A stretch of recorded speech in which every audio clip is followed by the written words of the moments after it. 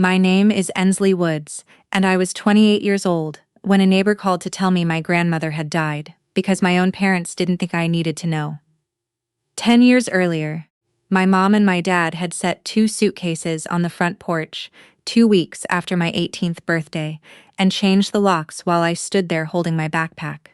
Now, they were sitting in the front pew at Nana's funeral, and my mother was squeezing my hand like she'd done it every day for a decade, whispering, "We should talk about the estate, sweetheart, as a family." They thought they were coming back for money. What they walked into was the one room in America where my grandmother could still speak for herself. And what the judge read out loud on page 4, that part, nobody in my family saw coming, including me.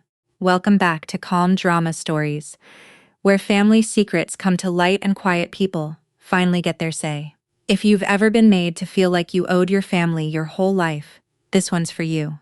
Drop a comment below, tell me where you're listening from, and be sure to subscribe. I was on shift when Ruth called. I'm a hospice nurse, and that Tuesday in March, I was sitting with a patient across the county, holding his hand through the quiet of 4 in the morning when my phone buzzed in my pocket. I stepped into the hallway. Ruth Delgado had lived next door to my grandmother for 30 years, and she was crying so hard I couldn't understand her at first. Marlene Woods had died in her sleep sometime before dawn, peacefully in her own bed in her own house, which was the only way she would have accepted the arrangement. Then Ruth said the part that put ice in my spine. "Honey, your parents have known since 7 this morning. I waited all day for you to come. When you didn't, I figured nobody told you. It was after 4 in the afternoon, 9 hours. My grandmother had been gone 9 hours, and the 2 people who called themselves her family had let me find out from a neighbor. I drove the 20 minutes to Maple Glen, with my hands steady on the wheel, because hospice teaches you to fall apart, later on your own time. Her porch light was on. It clicked on every evening at 7, and it was burning now against the dark like nothing in the world had changed. On the front door, someone had taped an index card in my mother's tidy loan officer handwriting. Contents inventoried. Please do not remove items. Signed, G and P Woods. She had been dead less than a day. My parents had already made a list of everything inside that house. I had seen nothing but the porch light. I stood on that porch a long time, and I remembered the last time I'd stood there with suitcases at my feet. You have to know what kind of house I grew up in. In my mother's kitchen, taped to the refrigerator where other families put crayon drawings, there was an invoice. She started it the month I turned 16. Room and board, $150 a month, itemized in blue ink with a running balance at the bottom. My mother had been a loan officer for 20 years, and she ran our family the way she ran her desk. Birthday gifts came with reminders. That coat wasn't cheap, Ensley. Remember what we do for you? Every kindness was recorded somewhere, gathering interest. My dad never argued with the system. He sat behind his newspaper at the table, like a man waiting out weather, and when I looked to him, he'd give me this small apologetic shrug, as if the ledger were a law of nature, and not his wife's handwriting. Then there was Nana's kitchen, 6 streets over. Saturday mornings, pancakes on a griddle older than my father, coupons clipped and sorted in a shoebox, coffee so weak you could read a newspaper through it. I asked her once, when I was maybe 12, what I owed her for gas money after she'd driven me to a school thing. She laughed so hard she had to sit down. "Eat your pancakes," she said. "You don't owe me a thing. You never will. Same last name, same town, 2 different countries. I spent my whole childhood crossing the border between them and wondering why love cost so much in one house and nothing at all in the other. I didn't have the word for it then. I just knew that in one kitchen I was a daughter, and in the other I was a debt. And in the spring of 2014, the 2 countries went to war. In April of 2014, when I was 17, Nana had a stroke, a small one. The doctor said it clipped the edge of her speech for a few weeks and left her right hand slower than she liked. And she attacked her recovery the way she attacked a sale bin with a list and no patience. I drove her to physical therapy every afternoon after school in her old Buick. That's how I got to watch what my parents did next. My mother showed up to the hospital with a folder. Inside were brochures for a place called Willow Crest Senior Living and a printout from a realtor with an estimate on Nana's house. Nana was still slurring her RS, and my mother was already pricing the walls around her. She told the relatives she was getting ahead of things. She told the doctors she was the responsible one in the family. She used the word manage so many times it started to sound like a threat. Nana said no. She said it slowly, but she said it. And that should have been the end of it. Except a few weeks later, I came downstairs at night for water and heard my parents at the kitchen table with the calculator out. My mother was saying words I'd never heard before: petition, power of attorney, guardianship. My dad was saying, "If you think it's best, Pam." I was 17. I stood in the dark hallway of the Ledger house and Googled the words on my phone, and my stomach dropped through the floor. My mother wasn't planning to help her mother-in-law recover. She was planning to ask a court to declare Nana incompetent, take over her money, and sell her house. And 3 weeks later, she filed the papers for real. Here is what my parents didn't count on. When somebody files to have a person declared incompetent in Ohio, the court doesn't just take their word for it, it sends someone to look. The court investigator was a tired woman with kind eyes and a clipboard. And she came to Nana's house on a Thursday in July, while I was there after therapy. She watched Nana make coffee, pay her water bill at the kitchen table, and name the current president, the year, and the exact price of ground beef at Hartman's grocery, which Nana considered the only current event that mattered. Then the investigator asked me questions out on the porch alone. I was 17, and I understood with perfect clarity that both countries were listening. I told the truth. I told her Nana cooked her own meals and balanced her own checkbook. I showed her the little school notebook where I'd been keeping our therapy schedule. Every session logged in gel pen. 5 months of Tuesdays and Thursdays. I told her my grandmother was the most competent person I knew, and that nobody in that house needed managing. Dr. Patel, Nana's doctor for 20 years, told the court the same thing in writing. In August of 2014, the petition was denied. Nana kept her house, her money, and her name. My mother didn't scream. That's the thing people get wrong about her. She came out of that courthouse with her chin level, drove me home in a silence you could stand a spoon in, and said one quiet thing at a red light without turning her head. "You'll learn what loyalty costs, Ensley." I thought it was just something bitter people say. 2 months later, I found out it was an invoice. I turned 18 at the end of September. 2 weeks later, I came home from my shift at the pancake barn, and my key didn't work. The porch light of the Ledger house was off, but I could see the shapes on the welcome mat. 2 suitcases packed neat, and my backpack from junior year sat on top like a bow. My mother opened the door about 4 in. The chain still on, and she wasn't angry. She was composed the way she was at her desk when she declined somebody's loan. "You're 18 now," she said. "You made your choice in that courtroom. Family is a ledger, Ensley, and you are deep in the red." Behind her, at the edge of the hallway light, I could see my dad's shadow behind the curtain, not moving, and that shadow told me everything about him I would ever need to know. The door closed. The deadbolt turned. I stood on the porch of the house. I grew up in doing math no 18-year-old should do. How much was in my checking account? Whose couch I could ask for? How many shifts until first and last month's rent? Then I picked up the suitcases and walked 6 streets in the October dark. And I knocked on Nana's door at 11 at night. She opened it in her robe. She looked at me and at the suitcases, and she didn't ask one question. She just reached past me and flipped a switch, and the porch light came on over my head, warm and yellow. "Love doesn't keep books, honey," she said. "It keeps a light on." From that night forward, for the rest of her life, that light burned every single evening, so I'd always know which house was mine. I want to tell you, the next 10 years were a training montage. Mostly they were just long. I lived in Nana's spare room for a year, then a studio apartment above the hardware store. I waited tables, and I took out loans, and I put myself through nursing school. And I am proud of that, but I won't pretend it was clean. In November of 2015, when I was 19, I broke. It had been 13 months of double shifts and silence from 2 people whose voices I still heard in my sleep. And one night, my hands wouldn't stop shaking, and my thoughts turned into a drain I was circling. I drove myself to the county hospital, and I signed myself in. 72 hours in the behavioral health unit. I signed myself in alone, and 3 days later I signed myself out alone, and I told exactly one living soul, which was nobody, not even Nana. I came out of that building, with a rule carved somewhere permanent. Need nothing. Owe nothing. If no one holds anything of yours, no one can drop it. It felt like strength for 10 years.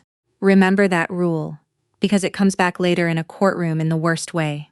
The years stacked up. I got my nursing license at 22 and found my way to hospice work, which sounds grim to people who've never done it, and sacred to everyone who has. Sunday mornings belonged to Nana's kitchen, pancakes and wheat coffee, and her reading the obituaries out loud like box scores. 10 good years. Then in the fall of 2024, Nana started making appointments she wouldn't explain. Driving herself downtown to see a lawyer named Harriet Cole, and coming home with her mouth pressed flat like a woman sealing an envelope. The diagnosis came in October of 2024. Congestive heart failure, end stage, and Nana took the news the way she took a coupon that had expired. With brief irritation and immediate planning, she chose hospice at home.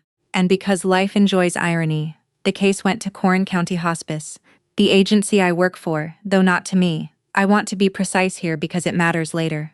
I was never her nurse. Her nurse was a colleague named Dana who managed her medications and her chart.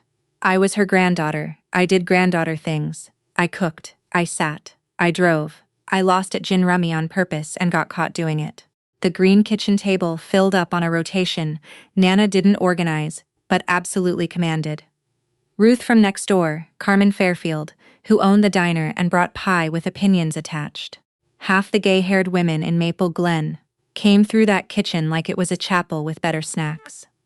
And twice more that winter, Nana had Harriet Cole over, and the two of them shut the door to the dining room for an hour. When I asked, she waved her hand. Paperwork, honey. Old women and paperwork. But one night in February, near the end, she was sitting up against her pillows, looking small in a way I hated.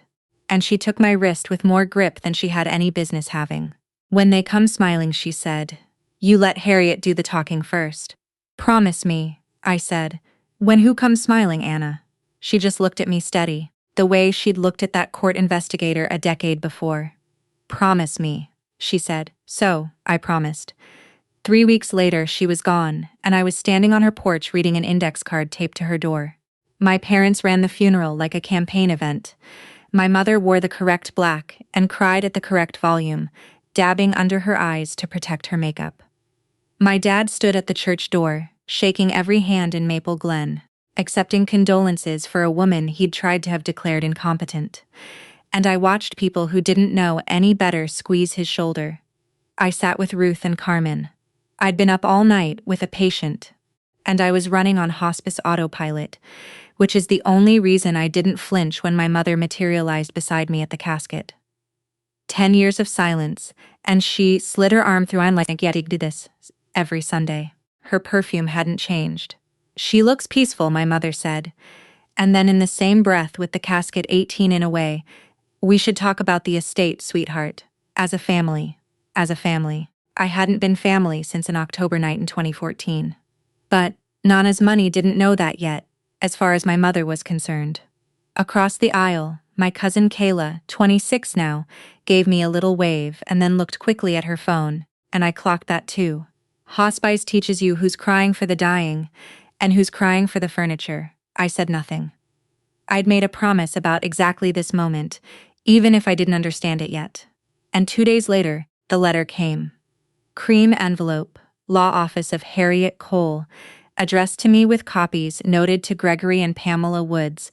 All interested parties were invited to attend the reading of the estate plan of Marlene Woods Thursday at 10:00 in the morning. My phone rang within the hour. My mother, warm as fresh bread. "We'll pick you up, sweetheart. We should walk in together." I drove myself. Harriet Cole's office had law books and a coffee machine older than me. And Harriet herself turned out to be 66 years old, with reading glasses on a chain, and the general climate of a woman who had never once been talked over successfully. My parents arrived in their church clothes. My mother had brought a leather folio, and it sat on her lap the whole time, prepared. Harriet read without theater. The estate of Marlene Woods, held in the Marlene Woods Revocable Trust, consisted of the house on Sycamore Street, appraised at $475,000. The commercial building downtown that used to be her fabric shop, the Spool and Thimble, leased now, valued at $610,000. Investment accounts totaling $2,290,000 built out of 40 years of fabric and index funds, and the deep patience of a woman who thought paying retail was a moral failure. Cash and personal property $125,000, $3.5 million. And every dollar of it, the house, the building, the accounts, all of it to her granddaughter Ensley Woods, sole beneficiary to her son Gregory and his wife Pamela, $10,000 in each, with my thanks for the lesson they taught me in 2014. The room went so quiet I could hear the coffee machine. I sat there with my ears ringing, and I watched my mother because 10 years of missing someone teaches you to watch them. She didn't flinch. She smiled. She reached over, took my hand in both of hers, and said, warm as a heating pad, "Oh, sweetheart, what a responsibility for you. Of course, we'll manage it for you." Like the money had been left to them with an errand attached. I took my hand back gently and said, "No, thank you." And my mother kept smiling as she gathered her coat, and that smile scared me more than the note on the door had. It was the smile of a woman with a plan. The first move wasn't a lawyer. The first move was casserole diplomacy. My mother called that Sunday, and her voice had a register I'd never heard aimed at me. Soft, unhurried, almost shy. She wanted to have me over for dinner. "No business, Ensley. No estate talk. Just family. I've missed you. I want to be honest with you about what happened inside my chest when she said that, because I think some of you already know. I was 28 years old. I owned scrubs older than my relationship with my parents, and some animal part of me, some 18-year-old still standing on a dark porch doing math, sat up at the sound of my mother's voice saying, "I've missed you the way a dog sits up at keys in the door." I knew what this was. Let me be clear that I knew. I had watched this woman price a stroke victim's house from the visitor chair of the hospital. People ask afterward, "Why would you even go?" Here's the answer, and it's the truest thing in this whole story. You can know exactly what someone is and still be starving for them. Arrangement doesn't kill the hunger. It just teaches you to eat around it. So I said yes. I told myself I was doing reconnaissance. I ironed a blouse like it was armor.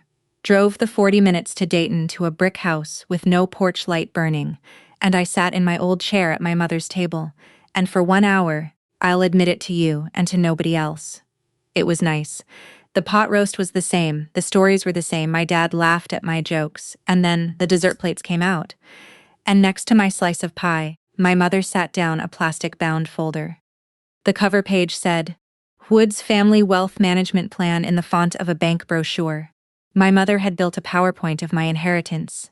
Inside in tabbed sections was the whole architecture, a family LLC to hold the house, the building, the accounts, managing members, Gregory and Pamela Woods, a monthly allowance for me, the word allowance in print aimed at a 28-year-old woman who ran night shifts alone with dying strangers. Page 6 had a signature line with a little plastic arrow stuck on pointing where I was supposed to sign my grandmother's life over to the 2 people she had specifically walled out of it.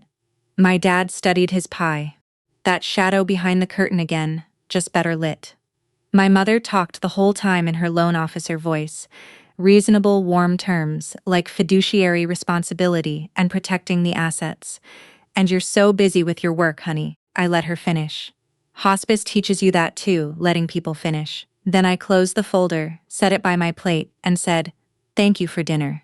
The pot roast was perfect. I'm not signing this." The temperature in that dining room dropped 10 degrees in 1 second. My mother looked at me for a long moment, and the softness went out of her face like a switch had been flipped somewhere at the main breaker. And what was left was the woman from the courthouse parking lot in 2014. "We tried the nice way," she said. I picked up my purse and let myself out past the dark porch. If you've ever sat at a table where love came with paperwork, tell me in the comments what you did, because I read every one of them. And stay with me, because that night I made an enemy on purpose for the first time in my life. And you're about to see exactly what it cost them. If you're new here, subscribe. This is the part where it stops being polite. 3 weeks later, a man in a golf shirt walked up to the nurse's station at the hospice office, asked if I was Ensley Woods, and handed me a manila envelope in front of 2 coworkers and a grieving family. "You've been served, have a good one." I read it in my car in the probate court of Curran County, Ohio. Gregory Woods and Pamela Woods, petitioners, contesting the last will and trust of Marlene Woods, and the grounds made my hands go cold on the steering wheel. Undue influence by a caregiver. Lack of testamentary capacity. 11 pages of lawyer language, arranging my whole life into a crime. The beautiful granddaughter recast as a professional who had isolated a dying woman, alienated her from her loving son, and steered $3.5 million into her own pocket. They wanted the trust thrown out. They wanted the estate distributed as if no will existed, which in Ohio would hand a son his mother's fortune, and buried in the motions was the sentence with my mother's fingerprints on it. Petitioners further request the court appoint them interim managers of the estate during these proceedings. Manage it for you. She'd found a way to say it in legal stationery until it was sorted out. Everything froze. The accounts, the house, all of it locked, while the court decided whether my grandmother had been of sound mind. A question Nana would have found hilarious, and then filed somewhere for revenge. Harriet called me that evening. Her voice was level in a way I'd learned to lean on. "They have every legal right to file this," she said. "That's the ugly beauty of the law, Ensley. Any fool can knock on the courthouse door. Now come to my office. Your grandmother left some instructions about this exact knock." Before I could get to Harriet's office, the family phone tree got to work. You have to understand how a smear moves through a small county. It doesn't march, it seeps. My aunt in Columbus heard I had gotten myself written into the will. A great uncle heard I'd been medicating Marlene at the end. She was a nurse. By Friday, a woman at Hartman's grocery looked at me too long over the cart corral, and I knew my mother's version of me had beaten me to the checkout line. Then Kayla texted, my cousin, the one I'd taught to parallel park, the one whose prom dress Nana hemmed for free. "Hey, I just think you should do the right thing and share. They're your parents. Aunt Pam says you'll be hearing from the lawyers anyway," Aunt Pam says. I stared at that text for a long time and I typed a reply and deleted it twice. And then I put the phone face down. And when I picked it back up an hour later, I'd been blocked. Allie removed from the board. That one cost me something real. And I wanted on the record that it cost her more eventually, though not in money. There's no coupon for being on the wrong side when it counted. That Sunday, I was sitting in my apartment above the hardware store, with the lights off, phone face down, when someone knocked. Ruth Delgado stood in my hallway, holding a pot of chicken soup with both hands like it was a casserole-shaped weapon, and her eyes were dry and furious. "You're not answering your phone," she said, pushing past me to the stove. "So, I'll say it here. Marlene told us this would happen. All of it, honey.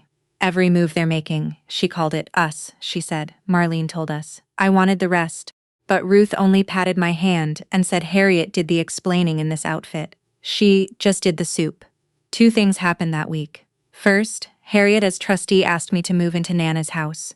An occupied house is an insured house. An empty one is a liability, and the court fight could take a year. My parents' lawyer objected within a day, calling it the caregiver occupying the disputed asset. Harriet replied in writing that the trustee had made an operational decision, and the petitioners were welcome to bring it up with Judge Marsh. So, I packed the same 2 suitcases out of some instinct I won't examine, and I moved 6 streets over into the house where the porch light was. Second, the first night there, I went looking for the switch. I wanted to be the one to turn it on, the way she'd turned it on for me. I traced the wire from the porch fixture down into the hall closet, and there, screwed to the wall above the fuse box, was a little mechanical timer, beige plastic, older than me, its dial notched at 7 in the evening. She hadn't been flipping that switch by hand all those years. She'd bought a machine to make me a promise back in October of 2014. And that machine had kept it every single evening for more than 10 years through storms and Christmases and her own dying, and it was keeping it still. Climick. 7. Light on. Whether the woman who said it was alive or not, I sat on the closet floor and finally came apart quietly on my own time. Then I did something that didn't come natural. Ruth knocked that evening with soup number 3, and instead of telling her I was fine, which was my whole personality, I opened the door all the way and let her in. She looked around the kitchen at the green table and said, "Good. Now, has Harriet shown you the letters yet?" Harriet spread the file across her conference table the next morning, like a surgeon laying out instruments. "Your grandmother," she said, "did not guess, she remembered." And then she walked me through the fortress Marlene Woods had spent 10 years building. The trust was created in March of 2015, 5 months after my parents put my suitcases on the porch. She'd sat in this same office, 72 years old, furious in her Sunday coat, and said she'd just watched what her son would do for money, and she intended to make it useless to him. Every few years, she came back and tightened a bolt, the final amendment. January of 2024, 9 months before any diagnosis, before any hospice, back when she was still hauling her own mulch. Attached to it, 2 letters from 2 different doctors, Dr. Patel and an internist in Dayton she'd booked herself, each one examining her the same week she signed, each one certifying her memory, her judgment, and in Dr. Patel's dry phrasing, a degree of financial acumen exceeding my own. Harriet had met with her alone each time. No family in the building. Standard protocol done to the letter. Every meeting logged, do you see it? Capacity documented twice independently. Dated, influence impossible. I hadn't even known the trust existed. My grandmother had built her paperwork like a woman who'd been ambushed once and never intended to be ambushed again. And every bolt she tightened was aimed at one future Thursday in a courtroom. "There's more," Harriet said, closing the folder. And for the first time, I saw something like anticipation cross her face. "There's a page I'm not permitted to show you before the hearing. Marlene's orders." She wrote them down. I said, "Her orders say you can't show me." Harriet almost smiled. "Her orders say Judge Marsh gets to read it first out loud." She was very specific about the out loud. "In August, they deposed me. If you've never been deposed, it's a conference room with a court reporter, a camera, and a lawyer paid to unstitch you politely. My parents' attorney was a man named Barrett Voss, 50-some, silver glasses, the bedside manner of a paper cut. For 2 hours, he asked reasonable questions in a reasonable voice. My shifts, my access to Nana's house, whether I'd ever driven her to the bank, cooked her meals, been alone with her. All the ordinary mechanics of loving somebody old, replayed slow so they'd look like grooming. Was I present when medications were administered? Did I benefit from her isolation? Then, without any change in tone, like he was asking about the weather, Voss slid the knife in. "Miss Woods, have you ever been admitted to a psychiatric facility, voluntarily or otherwise?" The court reporter's hands kept moving. The camera kept its red eye on me. 10 years I'd kept that November locked in a drawer no one knew existed. And this man had a copy of the key in a folder, which meant my parents had gone digging through my worst night and handed it to him like ammunition, which is exactly what it was. The how of it turned out to be stupidly simple. At 19, I was still listed on my father's health insurance, and the statements go to the policyholder. They had known for 10 years. They had known and said nothing, and saved it. I heard my lawyer object to relevance. I heard myself answer anyway. Level, the voice I use at 4 a.m. with frightened patience.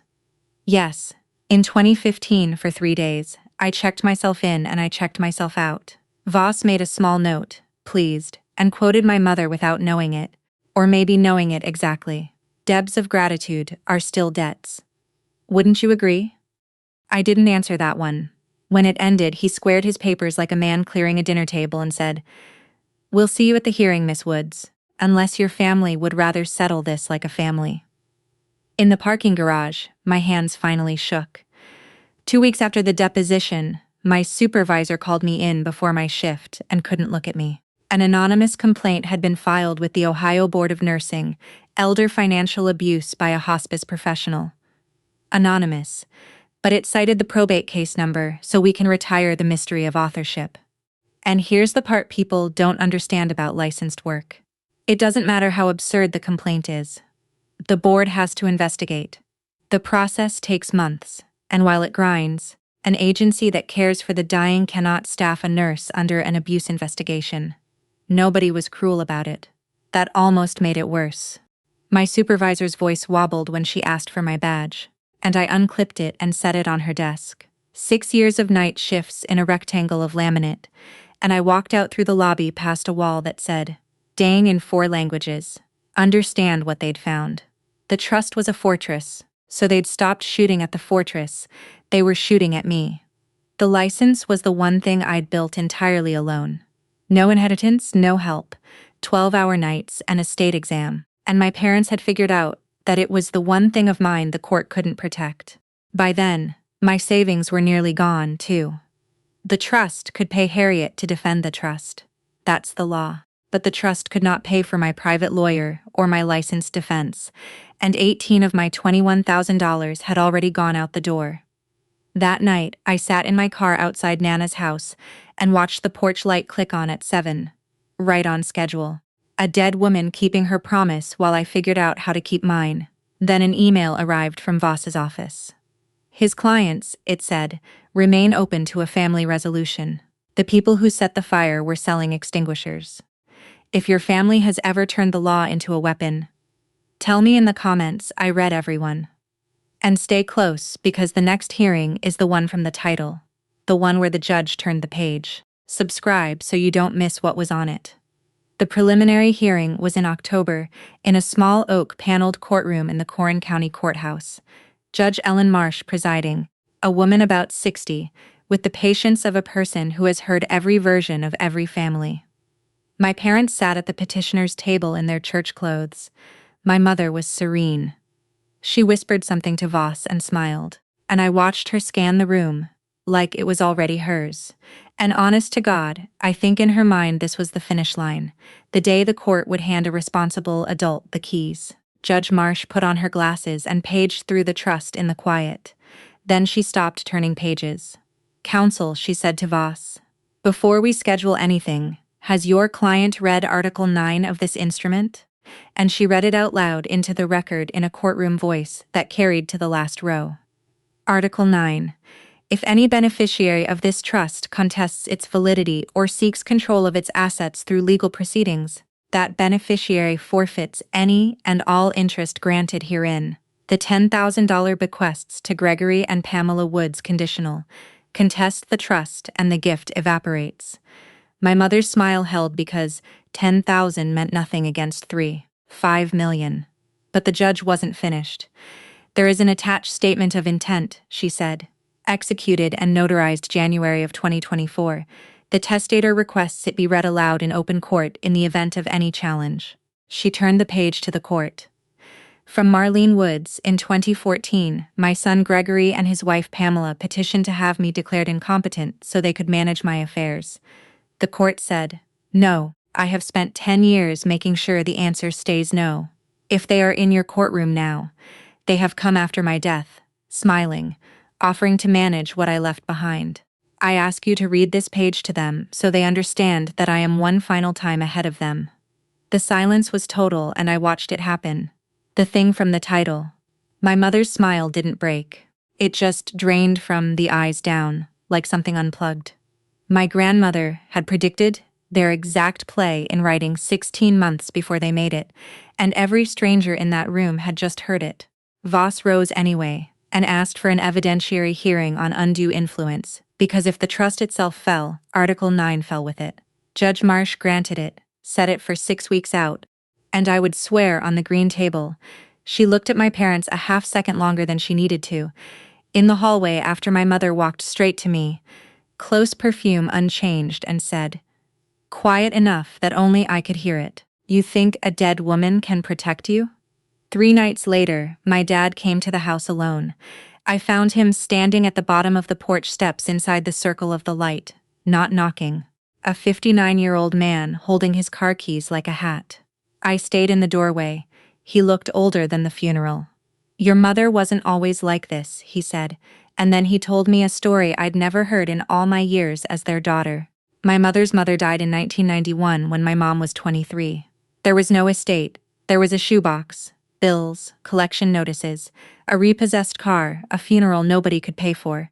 My mother worked 3 jobs to bury her own mother and spent 2 years paying off a dead woman's debts, and she came out of it with one conviction welded into her: that money left loose is a knife left on the floor, and that the person who grabs it first and controls it is the one who loves the family most. She thinks she's protecting you. He said, from ending up like her mother. She can't hear how it sounds. For a second, standing in Nana's doorway, I saw it. The whole sad machine of it, a scared 23-year-old building a ledger so the floor could never fall out again. And I felt the pull of that old ache. And I want you to know pity is real, even when it changes nothing. Because here's what I said. And you? What's your story? He looked at his keys, the shadow behind the curtain, the silence behind the newspaper. 40 years of if you think it's best, Pam. Just give her something, Ensley, he said finally. She'll stop. We can be done. Not I'm sorry, not she's wrong, an installment plan. I said goodnight and closed the door gently. And 3 days later, my mother offered me the one thing money can't buy. And I almost took it. It came in her handwriting, 4 pages, and it was the letter I had been writing for her in my head for 10 years. Ensley, my firstborn, not a day has passed. We can withdraw everything, the case, the complaint, all of it. Tomorrow, come home. Sunday dinners, Christmas, your room. We'll be a family again, the way your grandmother would have wanted. All we ask is that the estate be divided fairly and managed properly by all of us together. I sat under the porch light with those pages until 2 in the morning. I'm not going to perform strength for you here. I read it 9 or 10 times. The animal in my chest, the one that sat up at her voice on the phone, was howling because this was the actual prize, wasn't it? Not the money. The door reopened, the ledger burned. My mom and my dad at a table with me and nobody keeping score. I had testified against them at 17 and been billed for it ever since. And here was the invoice marked paid in full. All it cost was everything Nana spent 10 years building, handed over to the people she built it against. Plus one signature agreeing that their love had been a reasonable price all along. Toward dawn I understood the letter was the deposition again in softer font. My mother wrote to me that night, but the phrase managed properly did the answering. She came the next morning for her answer, and I met her on the porch under the dead light, and I kept my voice as low as hers had ever been. You can't buy back what you threw away, Mom. And I'm done paying interest on being your daughter. Something in her face closed like a bank at 5. She walked to her car, and from the open door, she gave me one last look. Then you'll lose the license too, she said, and that was the last conversation my mother and I ever had, as mother and daughter. The formal offer arrived the following week on Voss letterhead, and it was elegant the way a trap is elegant. $700. Zeron styled as a family settlement in exchange for full withdrawal of the will contest. And one paragraph lower, the sentence that had been aimed at me all along. It has been our client's experience that licensing matters tend to resolve themselves when families reconcile. Translation: pay us and the board complaint evaporates. Fight us and it doesn't. And if I fought, Voss noted almost apologetically, my medical history from November 2015 would be subpoenaed and examined in open court in a county where the newspaper still prints probate news between the football scores. Understand the math I was staring at. 700,000 was 20%, and Harriet believed we would win, but believed as a lawyer's word. And meanwhile, the board investigation would grind on for a year or more with my badge in a drawer. My savings were down to $3,000, and the price of winning was standing in front of my hometown while a lawyer read my psychiatric records out loud. My own attorney, the one I was paying with money I didn't have, told me plainly that taking the deal was the rational move. You'd keep 80% and your privacy. I've seen people pay more for less. Even the math of surrender was reasonable. That's what a good trap looks like. Harriet was quiet for a long time when I asked her. The trust can survive a trial, she said finally. That was built. The question, Ensley's, is whether you want to. Nobody gets to grade you on that answer. They sent a draft agreement with a signature line and a little plastic arrow, my mother's arrow, pointing at where I was supposed to end it. And I sat at the green table that night and I picked up the pen. I had the agreement flat on the green table, pen uncapped, and I want to be honest, I had decided to sign it. 20% to make it stop. People pay more for less. My hand was actually moving when the knock came, and it was Ruth with Carmen behind her holding a pie like a second opinion. They didn't ask what the papers were. Gray-haired women don't have to. They sat down at the table where they had sat all winter, and Ruth put her hand flat on the pages, not grabbing, just resting like you'd rest a hand on a casket. "Let me tell you what I watched for 10 years, she said. Every evening 7 that porch light came on. Rain, snow, the night of her diagnosis, the night she died. I used to check it from my kitchen window like a lighthouse. One time I asked her why she didn't just leave it burning all day. And Marlene said because then it wouldn't mean anything. Ruthie, it has to be a choice. It has to cost a little every single day, or it's not a promise. It's just a bulb." Carmen cut the pie without asking. "She wasn't leaving you money, honey." Ruth said money was the smallest thing in that house. She was leaving you witnesses. I looked at the signature line at the little plastic arrow, and Ruth asked the question I have thought about every day since. "You've been paying for their love your whole life, Ensley. Whatever this paper costs, add it to that pile. What's the interest rate?" I sat with that. Then I picked the agreement up, squared the pages the way Voss had, and tore them in half. And the sound was the best thing I'd heard since Nana laughed. Nobody at that table knew yet what I was going to do instead, including me, until I said it out loud. To beat their story, I have to tell mine, all of it, under oath. Here is what I understood at that table. And if you take one thing from my story, take this. Their entire artillery, the deposition, the complaint, the settlement letter, all of it ran on one fuel: my silence. The 72 hours was only a weapon while I treated it like a wound. A secret can be extorted, a story can't. So the next morning I sat in Harriet's office and gave my instructions. And for once in my life I did not soften them. No settlement, no counteroffer, no delay. And then the part that made my own lawyer blink. I would sign a waiver and release my behavioral health records myself voluntarily into the case before Voss could subpoena a single page. You cannot threaten to expose what a woman has already laid on the table in her own handwriting. The blackmail died in that signature. 18 months of leverage gone in one stroke of a pen. My parents never saw coming, because people who keep ledgers cannot imagine giving away the thing you could charge the most for. Then we built the witness list, and it wasn't lawyers. It was Dr. Patel and his 20 years of charts. It was Dana, the hospice nurse who actually ran Nana's case. And it was the green table, Ruth, Carmen, the whole gay-haired nation of Maple Glen, the people who had watched a porch light burn for 11 years and knew exactly who it burned for. Harriet looked at the list a long time. "Your grandmother said you'd get here," she said. "She hoped it wouldn't cost this much." The night before the hearing, I ironed my scrubs out of habit, stood there holding the uniform I wasn't allowed to wear, and hung it back up and chose the gray dress instead. In 6 hours, the whole county would hear about the worst night of my life from me first. The evidentiary hearing opened in November, and the courtroom was full, which in Corrin County means the church crowd, the diner crowd, and a reporter from the county paper with a fresh legal pad. Voss went first, and I will give the man this. He was good. For one entire day he built a woman out of my outline, a trained medical professional embedded in a dying widow's home, access to her routines, her moods, her medications, a granddaughter with, and here he let the pause do the work. A documented psychiatric history who stood to gain $3.5 million from an old woman's altered estate plan.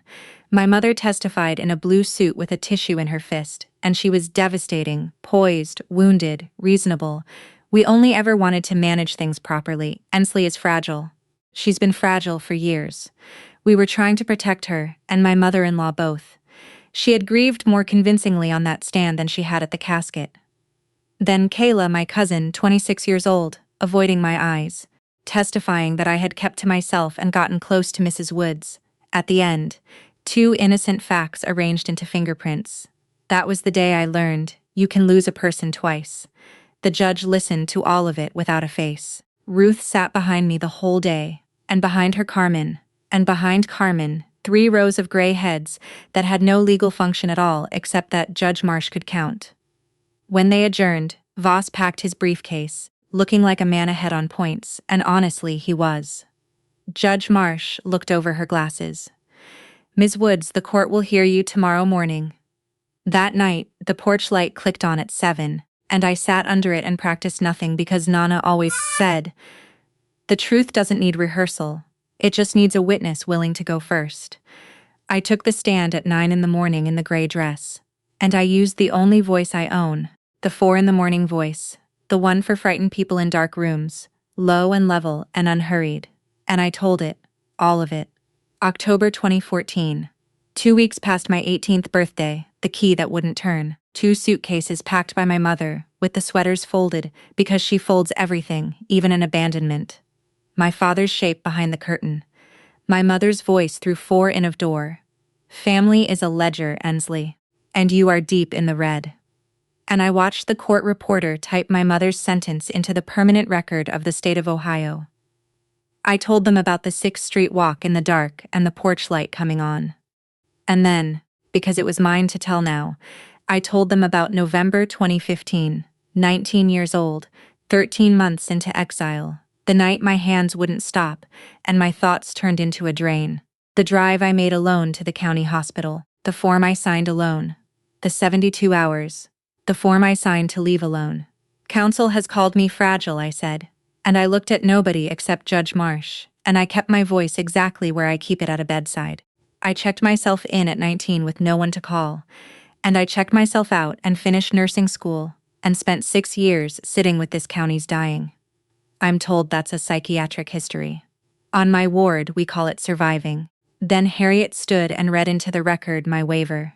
Every page of those records released by me voluntarily weeks ago, and I watched the leverage my parents had mined out of my worst night turn to vapor in a silent courtroom. Last, the dates laid out plain. The trust was born in March of 2015, 5 months after the porch. Amended for the last time in January of 2024, 9 months before the diagnosis, 2 doctors certifying her mind. The same week, my grandmother didn't change her plan because I got close to her money. I said she changed it because she watched them come for hers. I stepped down, my mother was staring at me, and behind all that composure, something had begun very quietly to slide. Then came the afternoon I want read at my funeral. Dr. Patel, 20 years of charts, 2 capacity letters, and the flat professional opinion that Marlene Woods had, a degree of financial acumen exceeding my own. Dana, the hospice nurse of record, walking the court through every medication log, every visit note, confirming under oath that I had never once handled her chart, her drugs, or her paperwork, that I was in the file listed only as family. And then the gay-haired nation took the stand one by one, and the courtroom stopped being Vose's. Carmen, who'd fed half the county, telling Judge Marsh that Marlene planned this trust, the way she planned everything, ma'am, sober as a hymn and twice as loud. And Ruth, 71 years old, hands folded, 30 years next door. She testified about the porch light, the time set in October of 2014, the bulb she watched from her kitchen window every evening for 11 years. Rain, snow, holidays, the night Marlene died, still burning. That light was for the girl, she said. Everyone on Sycamore Street knew what it meant. It meant that child had a home, whether her parents wanted her or not. Voss tried to cross her. He suggested elderly neighbors misremember things. And Ruth looked at him over her glasses. "That is the way you'd look at gum on a pew. Old women notice things, young man. It's all we do." The gallery laughed and Judge Marsh let them. And that's when my mother broke. Not a scream at first, a correction. She stood up at the petitioner's table over Voss's hand on her arm, because a courtroom full of people were smiling at a version of the family where she was the villain. And my mother had never once lost control of a narrative in her life. "We fed her for 18 years, she said, too loud for the room. "You don't get to walk away from a debt like that. Family is a ledger, it is." And there it was. 50 strangers, a court reporter, and a judge heard my mother state the household religion, out loud in her own voice, the exact sentence from the porch, and no one had extracted it from her. She'd offered it. Judge Marsh gave a 30 in at recess. When she came back, she had the trust in one hand and a ruling in the other. Judge Marsh read from the bench, and she did not hurry. The petition to invalidate the trust of Marlene Woods denied with prejudice. On capacity, The court found 2 independent contemporaneous medical certifications and the testimony of a treating physician of 20 years against 0 medical evidence from the petitioners. On undue influence, the court found, and I'm quoting the words that mattered to me, no evidence whatsoever that the beneficiary influenced this estate plan, and abundant evidence that the plan was a response of many years, standing to the petitioner's own prior conduct. The trust stood, every bolt Nana tightened held. Then, Article 9. The court found the contest had been brought without probable cause, which under the clause meant the conditional bequests were forfeit. My parents had sued for $3.5 million, and the arithmetic of their ambition came due at 0, minus the $10,000 each my grandmother had left them as bait, minus their own legal fees. And the court noted for the record it would entertain the trustee's motion to recover fees from the petitioners. My mother took the sound of all this the way you take a diagnosis. My father took it looking at his keys. Outside in the hallway by the tall windows, she crossed to me one last time. Up close, her composure had cracks in it now, fine ones like a windshield the morning after a cold night, and she said, and I believe it was the truest thing Ish ever said to me after everything we gave you. Not sorry, not even angry really. Just the ledger opened to my page one final time, and I heard my own voice come out the way it does when I turn off a monitor that's done its work. Kit and finished. Then consider us settled. I walked past her, through the doors into the November cold, and I did not look back. And this is the part where I'm supposed to tell you. It felt like victory. It felt like a discharge. Somebody I'd been treating my whole life had finally been released. I want to be straight with you about the price because every win has won, and the videos that skip this part are lying to you. The county paper ran it on page 2. My name, the trust, and one paragraph sourced from the public record I had opened myself about a 19-year-old girl and 72 hours in the behavioral health unit. For a week, people at Hartman's looked at me 1 second too long, and I let them. That was the cost of taking the weapon away, and I'd pay it again. But I did pay it. Privacy once spent doesn't refund. And there was the other thing. That night, I sat under the porch light and I took out my phone and found the contact that still said Mom and Dad. A habit 10 years dead. I didn't block the number. Blocking is for doors people might knock on. I just deleted it. And the screen asked, was I sure? And for the first time in my adult life, the answer was clean. The girl who kept a door cracked open for them was gone. I'd left her on the stand under oath where she finally got to matter. 6 weeks after the ruling, the Board of Nursing closed the complaint unsubstantiated, and my supervisor handed my badge across her desk with wet eyes and a speech she couldn't finish. My first shift back, an 80-pound farm widow held my hand at 3 a.m. and told me I had calm hands, and I had to step into the hallway for a minute on my own time. The house came fully mine when the appeal window closed, and I did what Nana would have done with it, which is to say nothing dramatic and everything deliberate. The green table runs full again on Sunday mornings. Ruth and Carmen and the gay-haired nation. Pancakes on the old griddle. Coffee is still criminally weak because some recipes are load-bearing. The rent from the Spool and Thimble building, $3,800 a month, goes into something Harriet helped me set up called the Marlene Fund. It pays for respite care, a weekend off, a paid aide, a tank of gas for family caregivers in Kern County, the daughters and granddaughters sleeping in recliners next to hospital beds, no applications longer than 1 page, no payback ever, house rule. In the spring, 1 envelope came from Dayton, my father's handwriting alone. Inside was a check for $3,900, which meant nothing until I did the math, and then it meant everything. $150 a month from 16 to 18. He had refunded the room and board to the dollar with 1 line on a sticky note. I'm sorry. I didn't tear it, and I didn't call. I signed it over to the fund where it bought 11 exhausted caregivers a weekend of sleep, which is the only interest that debt could ever pay. And in June, Ruth showed up on the porch with a girl named Nadia, 18, a nursing student whose parents had put her things in garbage bags over a boy and a Pell Grant. I heard myself say the rent was $1 a year.